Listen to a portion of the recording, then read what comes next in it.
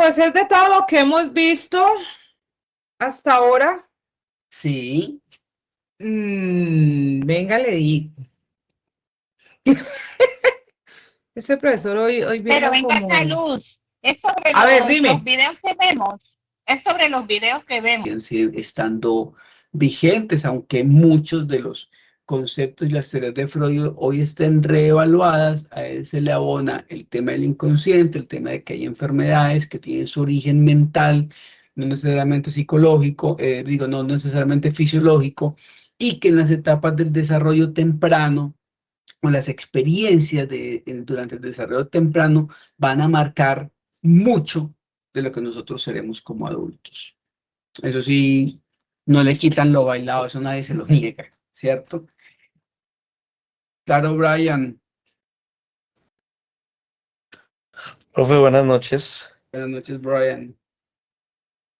Allí en el documento hay un caso de estudio donde dice, bueno, ponen un ejemplo de Mercedes, es una mujer de 60 años, perdió a su hijo por violencia en los 90, y dice que acude a terapia. Hay una pregunta que es cómo se reactiva en la transferencia de figuras de autoridad o protección, que es la pregunta Ok. que no entendí. Ok, vale, listo. Hay un tema con las teorías y los sistemas, especialmente de psicoanálisis, y es el siguiente. En el proceso terapéutico hay una fase que conocemos como transferencia. ¿Qué es la transferencia dentro del psicoanálisis? Es esa identificación positiva que existe entre el analista, ¿cierto? Y el consultante o el analizado. ¿Cómo se refleja ese vínculo de identificación? Porque resulta, y esto pasa mucho, que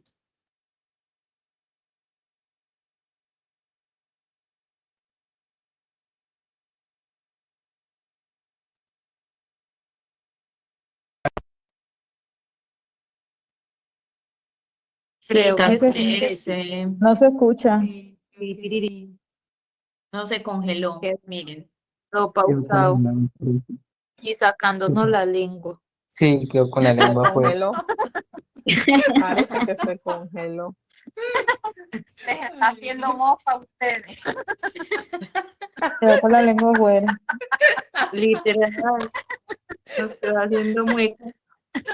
Ay, no, pero este no sale con unas ocurrencias. Pero uno va a ver y sí. Oh, pero es que es en serio. Quedó pausado y con sacando la lengua. Ay, ¿Qué le hicieron, ve, que les está haciendo mofa? ¿Qué le hicieron?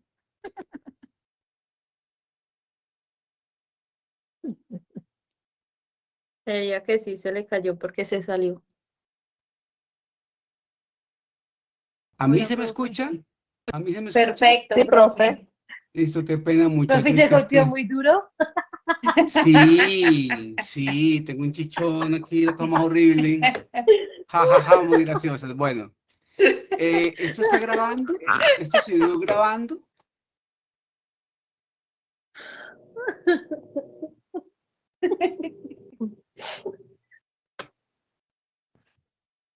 Con mofa y todo, profe.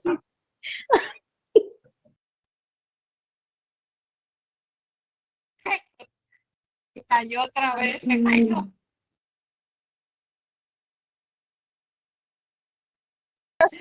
Pero claro, profe, lo estábamos esperando. Ay, querido El tema está profesor. súper interesante. Bueno, vea, como les iba diciendo, es que hemos estado teniendo como unos problemas con la conexión aquí en Medellín. Bueno, está grabando, ¿cierto? Entonces, bueno, para responderle el tema a Brian, como les decía, es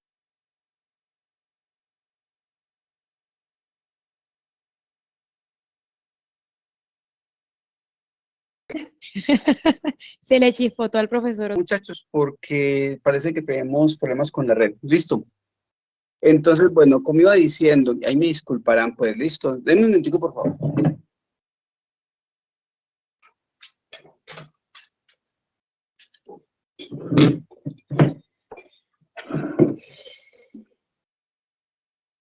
Bueno, entonces, como les iba diciendo, Hay veces, hay casos, porque pasa mucho, en los que, listo ahí, en los que a veces, ¿no? A veces, el terapeuta se enamora del paciente o el paciente del terapeuta. La más común es que el paciente se enamore del terapeuta. Ahora, eso es muy frecuente, pero eso no es que sea un enamoramiento, eso es parte del proceso de transferencia. Esa es transferencia, ¿cierto? Cuando pasa eso, pues uno como terapeuta tiene que explicar que eso se debe previamente al proceso, que no es que sea enamoramiento, ¿verdad? También existe algo que se llama la contratransferencia, que es justo lo contrario, está donde el terapeuta y sale viejo y juez, ¿cierto? O sea, porque también eso pasa. Ese es otro término que también se queda en la cultura general y el imaginario colectivo, ¿cierto? La transferencia, ¿no? Cuando generamos transferencia con alguien es porque nos llevamos bien, ¿cierto? Porque tenemos vínculo, porque tenemos afinidad, ¿cierto? Entonces, cuando dicen en la pregunta lo de la transferencia hacia personal de autoridad, hacia figuras de autoridad, es porque hay una transferencia allí, porque, digamos, se asocia la figura de autoridad con el padre, entonces se genera una transferencia. No sé, Brian, si eso responde a tu pregunta. Sí, profe. Sí, porque entonces, Hasta digamos, hasta personal donde había leído.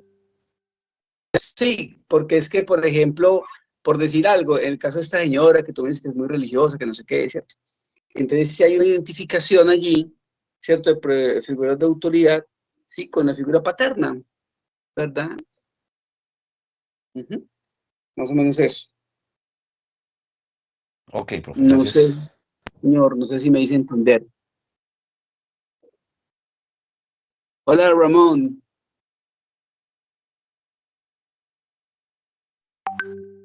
Hola, Hola, Ramón. profe, ¿cómo está? ¿Bien o no? ¿Cómo va todo? Bien, profe, gracias. Grupo.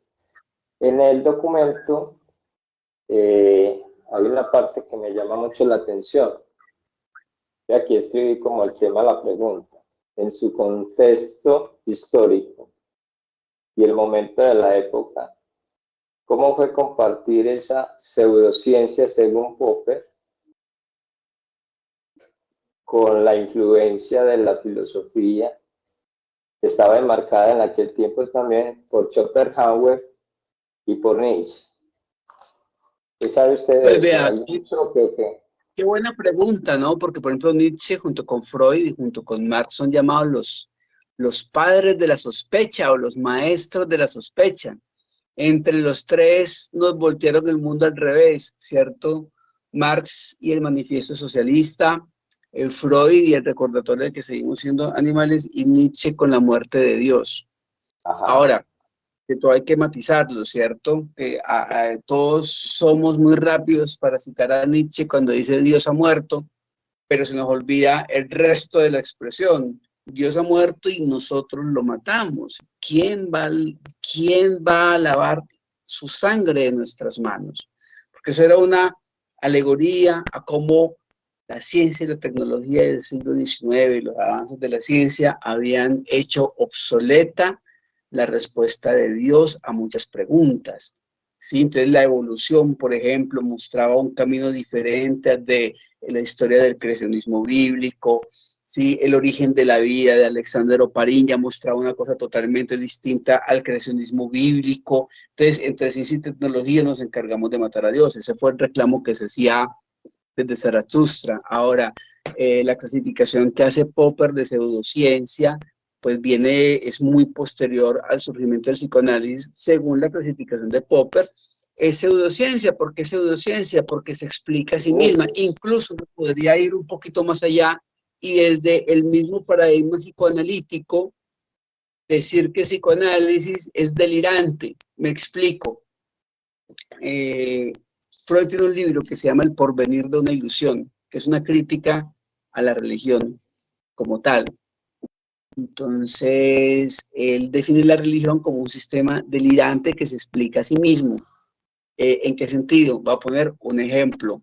La Biblia es inspirada por Dios. Sí, ¿dónde dice eso? En la Biblia. Pues yo también puedo hacer un papel que diga, este papel está inspirado por Dios, demuéstrame lo contrario, ¿cierto? O sea, se explica a sí mismo. Entonces lo mismo sucede con el psicoanálisis, ¿verdad? Que esa es una de las críticas que se le hace justo al paradigma del psicoanálisis, porque dicen que no es ciencia, sino pseudociencia, porque a veces termina explicándose a sí misma y todo es determinismo, ¿cierto?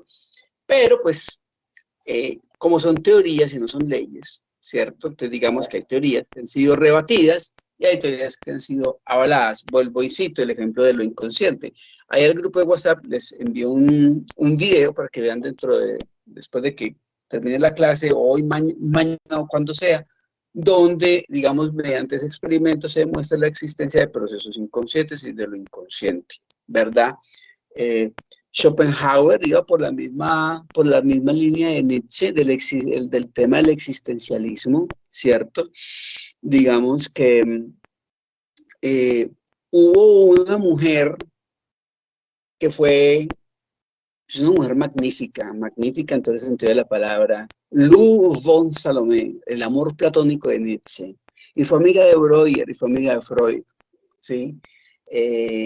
Lou von Salomé se dio el lujo de rechazar a Nietzsche. Lou von Salomé tuvo amores con Rainer Maria Rilke. Es una mujer extraordinaria. Centrarse en la vida de ellos, no solo en la teoría, sino en la vida, es bien interesante, es muy interesante. Yo les sugiero, ojo, esto es una sugerencia, no es una tarea ni nada de eso, no sé si ya se las mencioné. Hay una serie en Netflix que es hecha con mucha libertad creativa, mucha licencia creativa, como dicen, que se llama así, Freud. Es una miniserie de 5 o 6 episodios austriaca, que dramatiza los inicios de Freud. Y hay una mujer, una de las personajes está ligeramente inspirada en Lou von Salomé, ¿cierto? Pero sí, o sea, la crítica que le hace Popper al psicoanálisis es como la crítica que se le hace a varios temas de pseudociencia, en el sentido, pues, que no es falseable, no es verificable. O sea, una de las características que tiene la ciencia es que es falseable, es decir, que se puede refutar, que se puede poner a prueba. Y digamos que como son marcos teóricos, ¿cierto? Conceptualmente hablando desde la lógica, pues no son falseables, es decir, no podemos demostrar que sean falsos.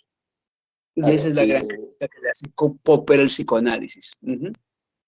Por eso le dicen la pseudociencia. No sé, Ramón, si eso responde a tu pregunta. Sí, profe, era más que todo, que usted hablaba sobre eso. Recuerde que también, no sé si por ese tiempo, Freud, cuando habla sobre, creo que es el malestar en la cultura, su obra, ¿cierto? Sí. Que tiene que ver como estaba haciendo ese experimento o esa investigación sobre la histeria, todo eso, que tenía que drogarse como para poder comprender de pronto algunas situaciones.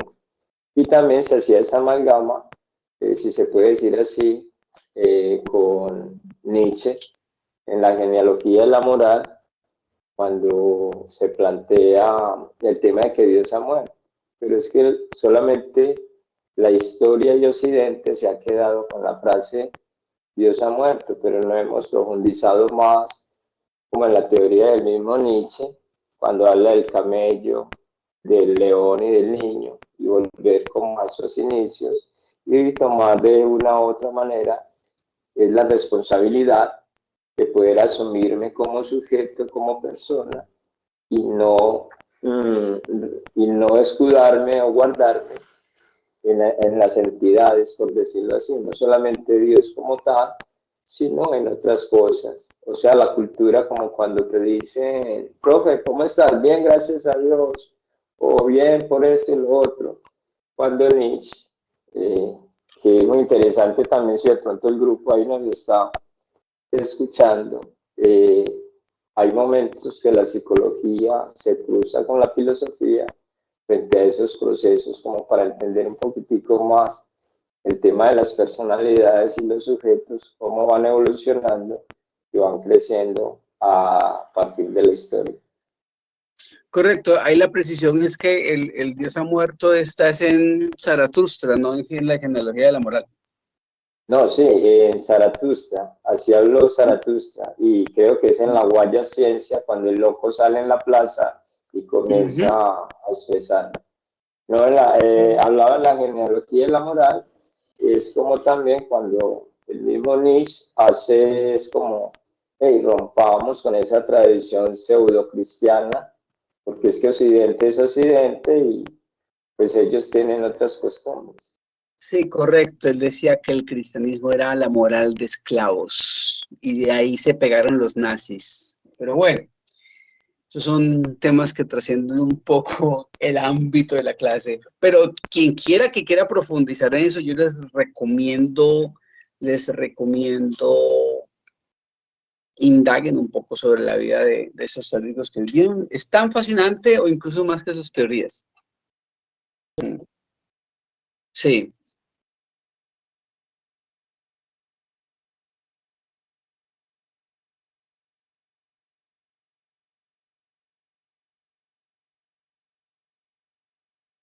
sí, sí.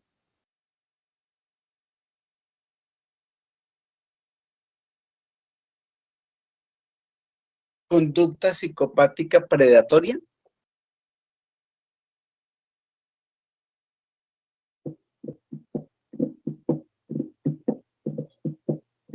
Pues quien controla la narrativa controla la percepción, sí.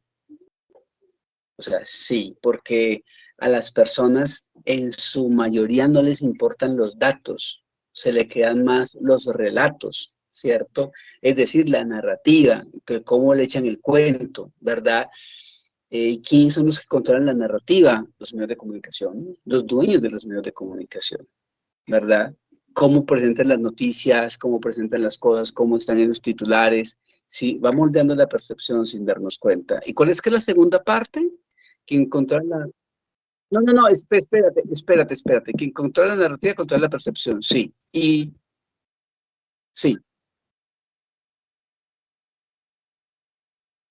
listo. Entonces, claro, porque entonces, ¿qué es lo que pasa? Cuando se moldea la percepción social, ¿cierto? Se va condicionando, ¿sí? A quién se le da crédito, a quién se le da tarima. Vea, les voy a poner un ejemplo.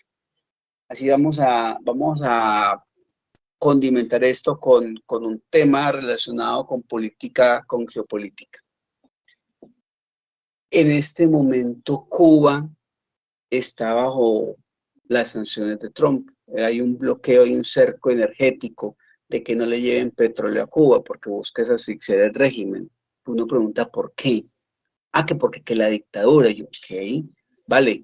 Arabia es una dictadura, es una monarquía absolutista donde se violan los derechos humanos. Lo mismo Qatar, lo mismo Kuwait, lo mismo Bahrein.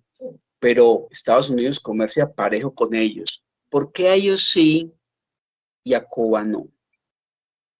Porque si vamos allá, las monarquías absolutistas y los emiratos que hay en Medio Oriente, que sí violan los derechos humanos, que sí atacan a las mujeres, pero a Estados Unidos no le importa comerciar con ellos. Entonces, ¿por qué a ellos sí y a Cuba no? ¿Verdad? Entonces uno dice, no, es que es la forma como esclavizan al pueblo cubano, vea, ok. ¿Cómo viven los árabes? No viven muy contentos, que digamos. Cada nada ve noticias sobre las decapitaciones que hay allá y las violaciones a derechos humanos y la persecución a la prensa libre y todo eso, nuevamente. ¿Sí? No, es que hay que erradicar el socialismo. Ok, vale, si es tan malo, ¿por qué no dejan que se hunda solo? ¿Cierto? ¿Por qué no dejan que se hunda solo? Porque hay un bloqueo allí ilegal e injustificado desde hace 70 años, porque no hay una razón por la cual Estados Unidos esté bloqueando Cuba, o sea, se la tiene montada. Ojo, y no estoy defendiendo ni a Cuba para que luego no digan, ay, veas que el profesor está defendiendo. No, estoy haciendo la pregunta, ¿sí? ¿Por qué?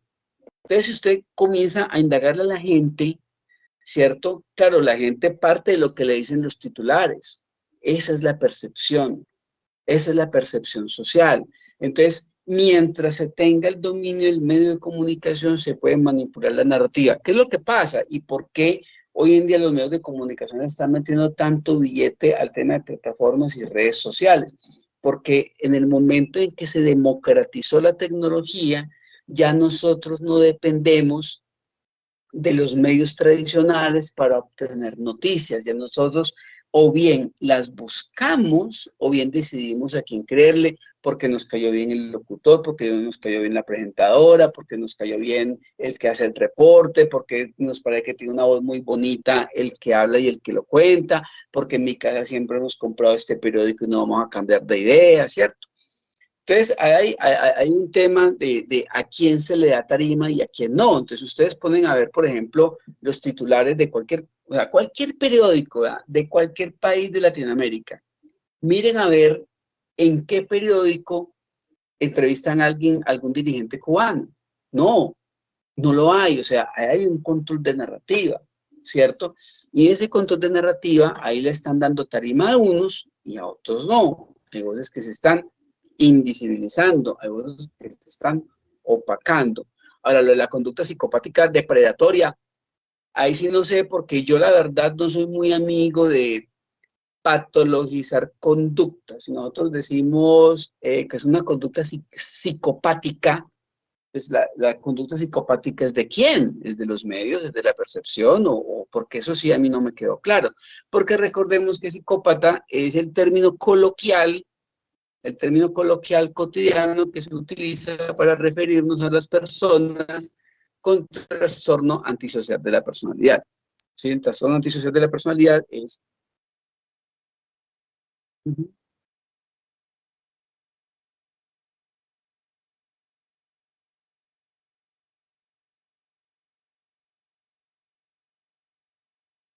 Correcto. Entonces, y además que con el bombardeo continuo y constante de información, ¿cierto? Pues una de dos, o uno opta por apagar el switch y no consumir información, o uno opta por a ver a quién le cree, ¿sí? Lo que pasa es que hoy en día tenemos tanta información que es muy difícil usted quedarse con una única fuente. Yo, por ejemplo, ¿qué hago?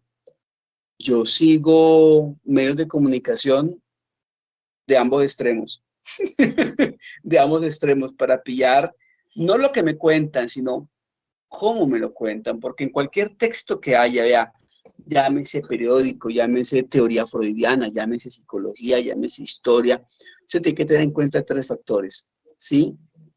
¿Quién lo escribe? ¿Para quién lo está escribiendo? ¿Y qué es lo que no está contando?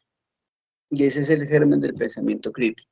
Entonces, por ejemplo, para aplicarlo un poquito a lo que nosotros estamos hablando acá, Freud aplicó mucho de su teoría después al estudio social o al estudio de las sociedades, y tiene varios libros al respecto, psicología de masas y análisis del yo, por ejemplo. Cecilia es la que me está preguntando, ¿cierto? Listo. Cecilia, yo te sugiero que busques ese libro, Psicología de masas y análisis del yo de Freud, de 1920, me parece que es 20 o 22, no recuerdo. Sigue siendo muy vigente, porque nos habla mucho de los mecanismos de defensa que nosotros como sociedad, no como individuos, sino como sociedad, utilizamos en el día a día para seguir líderes o para moldear percepciones sociales. Esa es una. Y el malestar en la cultura, que lo mencionaba ahorita Ramón, está relacionado con, sí, digamos, la psicopatología de nuestras sociedades, ¿cierto? El malestar en la cultura. Estoy bien interesante, con mucho gusto. ¿Cierto que sí? Si yo le sugiero, y Freud tiene muchos libros al respecto, me acabo de acordar de 2, de 3, 4, 5, vea, está.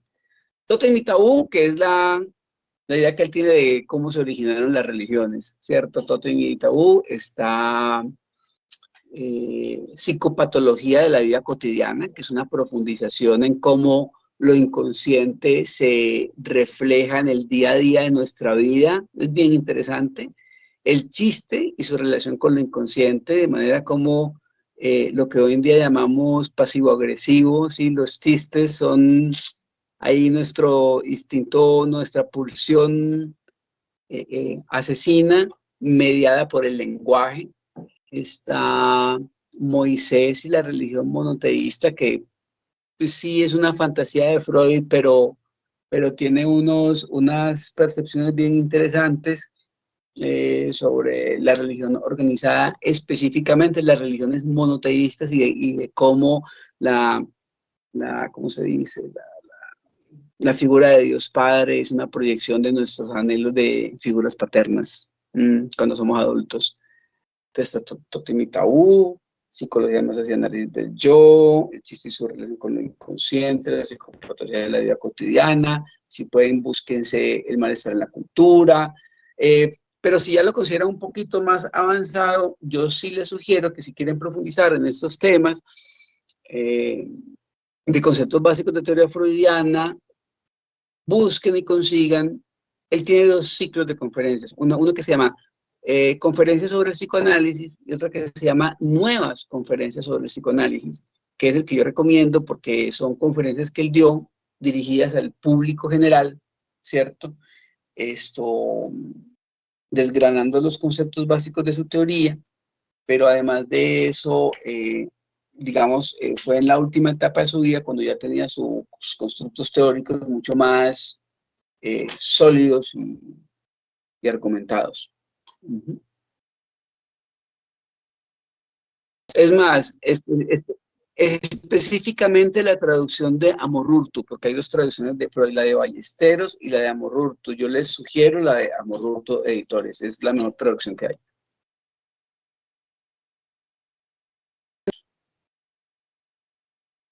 Listo, no sé, tenemos manitos levantadas, tengan en cuenta que yo me fui y perdimos unos minutos. Bueno,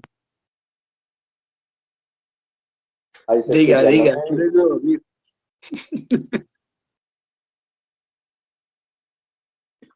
Ok. ¿Eso, muchachos? No siendo más, nos vemos mañana en Enfoque Psicodinámico, ¿listo? Profe, muchas gracias. Está muy bien. Profe, que descanse.